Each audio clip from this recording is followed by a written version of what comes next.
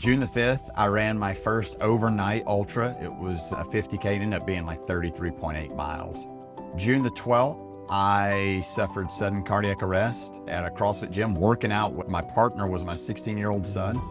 It happened again July the 29th. And then August, my wife of 23 years gave me the gift of divorce papers. But I got to a place where gratitude was a real struggle for me. And I never knew that before. But once I started finding gratitude, all the other bad things couldn't share that real estate in my mind. I had to take one step. And that was a big lesson for me. If you take a step, the ground will find you. You're not gonna fall forever. The ground will find you. It might find you like it found me on my face, but it found me. I stopped falling and I got back up.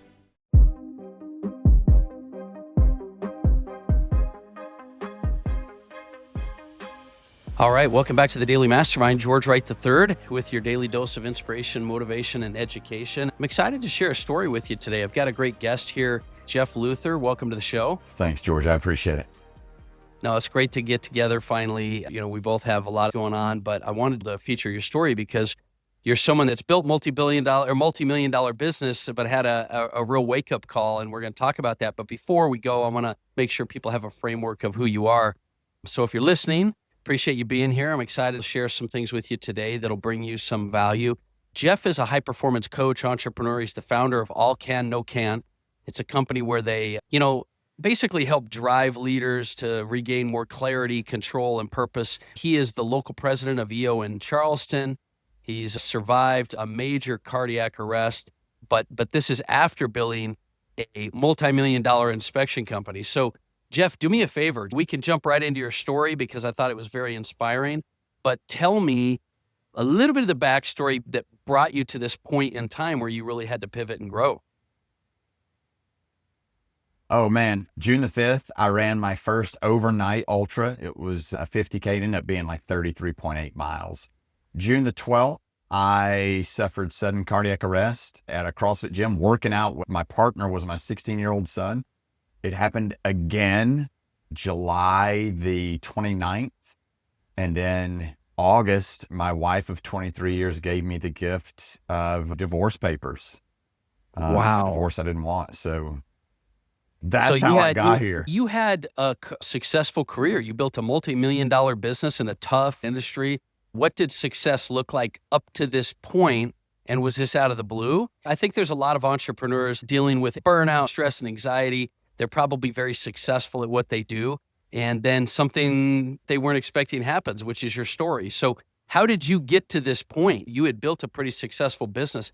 Tell us about what your day-to-day was coming up to this point. Yeah, that's a good question. Success for me was the hedonic treadmill, right? So you set one goal. Like when I started the business, my goal was to make $100,000 in a year.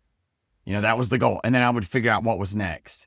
Well, I hit the 100 and that wasn't enough. Then I hit the 250, that wasn't enough. The 500, then hit the million. So success to me was the burn, the grind, being at the office before anyone else, leaving after everyone else. And that was the success. And I built that business up over 3 million and it still wasn't enough. I was constantly chasing that success and realizing now, success is in the action to me now. But then it was in what's next? What am I going to do next? Okay, well, that wasn't enough. I'll go run an ultra. Well, that wasn't enough. Now I'm going to snatch my body weight. Well, that wasn't enough. Now I'm going to run a sub 5 mile. Well, that wasn't enough. It was just the constant pressure. So did it take this wake-up call to kind of shake you out of it? Or did you feel like it kind of been burning up to this point? Like you were feeling not just not fulfilled, but maybe starting to feel that stress and anxiety was building up. Did you feel that coming on? Or was it this sudden event in your life? And tell me what happened when this event happened. What was going on in your mind? Yes, I'll quickly tell you, no, that wasn't the wake-up call. But what I was doing, George, is I was controlling my pain. Things were rattling around at home that weren't great. The business wasn't fun. And that was a pain that I had no control over. But when I put my running shoes on and I go put 20 miles in, then I could control that pain. So that was, I know that sounds ridiculous, but that's where I would hide. And then I would hide at CrossFit, and I would hide at weight training because that was the pain that I could control. The other things I couldn't control. I couldn't control that I got to $1 million and it was unfulfilling. I couldn't control that I had 30 employees and it was unfulfilling. So it was building, and I kept pushing. And then Saturday, June 12th, 2021, I was working out, and all of a sudden I felt this really rapid, intense heart rate in my neck, but it would go for maybe 5 or 10 seconds, like a flash, and then it was gone. And then it happened that Saturday. I was like, this will go away in a second. And I was doing wall balls at the time, and it didn't go away. So I was like, it'll go away. I'm going to take a knee. And I'm not the take a knee guy. I'd rather fall over. So I took a knee and it didn't go away. And then I was on 2 knees and it didn't go away. Then I had to lay down. The last thing I saw was my son's white Metcons, his shoes. He was walking towards me, and I was like, Jeff, you have got to get up, dude. You got to get up. And I couldn't. My brain was sending my body a message. It was like I had no hydraulic fluid. I couldn't move. And that was it. I was out. What was your immediate after this reaction? Because your doctors told you to stop, everything slowed down. Like, what happened?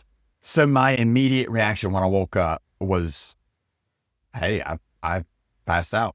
I couldn't piece the night together, but I had this horrible taste in my mouth like a hangover. I don't really drink, so I was like, oh my God, I must have gotten drunk last night and I passed out at this workout. So compressing all this, I was shocked with an AED 2 times while I was out. The first time it didn't work, I flatlined.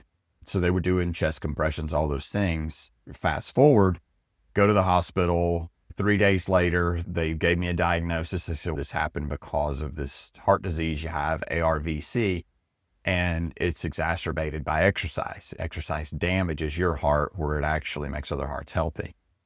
You'll accelerate your death by exercise, so it's time to stop. I've had an ICD implanted, subcutaneous ICD, subcutaneous interior cardiac defibrillator. And that's what I left with from the hospital. And I was like, who am I now?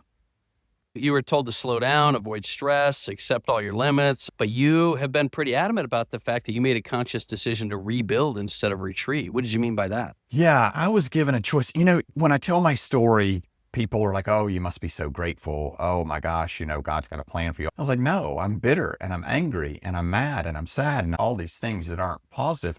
But also when things like that happen, people can't get where you are. And I don't mean this terse, but people don't care what happens to you. They care how you respond. And I've got 3 boys that are the most important people in the entire world, and they were watching and they wanted to know, how was I going to respond?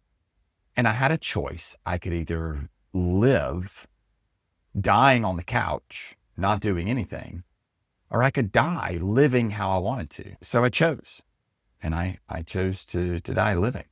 Those are the things that make me happy. That's how I connect with my kids. I had to choose. What do you think was the big lesson takeaway you had out of this from your journey? What happened after that you now bring into your framework of what you talk to other founders and entrepreneurs and executives about? You choose. You still choose. Take the information. I would never encourage anyone to be reckless with their health. Yeah. I did a lot of research, a lot of studying, a lot of consulting. I hired a coach that was an expert in my disease. You still choose. Listen to the information, but that's not the end. Yeah. And the thing that I learned, 2 big lessons for me, was I finally got to a place, I know this sounds like common sense, but I got to a place where gratitude was a real struggle for me. And I never knew that before. But once I started finding gratitude, all the other bad things couldn't share that real estate in my mind. Yeah. That was huge for me. That's great. What was you had to have been in a place where you were really in fear as well. What was that happening for you in that scenario? Constant. I was in constant fear. When it happened the second time, George, I became paralyzed with fear. Like I was scared to drive. I was scared to take a shower because I didn't want to be in a bathroom by myself where someone might not find me. I just knew it was going to happen again. Wow. And how did you turn that fear into more of a catalyst? How did you turn that into something that could help you rather than shut you down? Because a lot of people deal with fear right now.